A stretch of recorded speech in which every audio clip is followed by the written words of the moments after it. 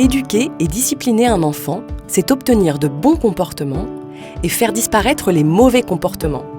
C'est-à-dire qu'il agisse de façon adaptée à la vie en société. Il existe des techniques efficaces pour ça, beaucoup plus efficaces que les cris et les coups. Avant 3 ans, un enfant met plus de temps à comprendre une règle et à se calmer. Plus il est jeune, plus il faut répéter les règles. Une première astuce, quand on demande à l'enfant de faire quelque chose, il faut être très précis pour qu'il comprenne bien la consigne et lui expliquer comment faire concrètement, étape par étape. Par exemple, si on dit à l'enfant « range ta chambre », il ne sait pas trop par où commencer. On peut lui dire « d'abord, tu mets tes Legos dans la boîte » et lui montrer comment faire avec un Lego.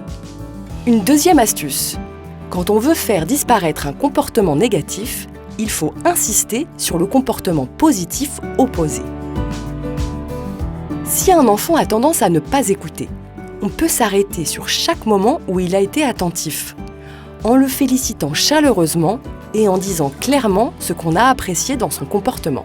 Tu as écouté ce que je te disais et tu as rangé tous tes jouets dans le tiroir comme je te l'avais dit. Tu peux être fier de toi. Petit à petit, à force d'insister sur chaque tout petit moment positif, l'enfant va vouloir les répéter, les comportements positifs vont prendre de la place et les comportements négatifs vont diminuer puis disparaître.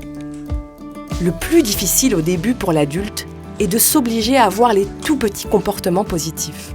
Il faut s'entraîner à regarder son enfant autrement. Troisième astuce, on peut coller sur la porte du frigo un tableau de bons points. Chaque fois que l'enfant obéit à une consigne, chaque fois qu'il adopte le comportement positif qu'on lui demande, il a droit à un bon point.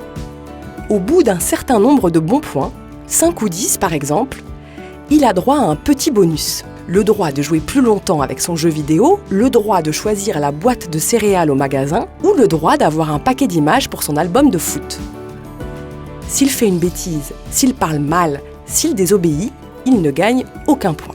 C'est un système non violent qui marche très bien.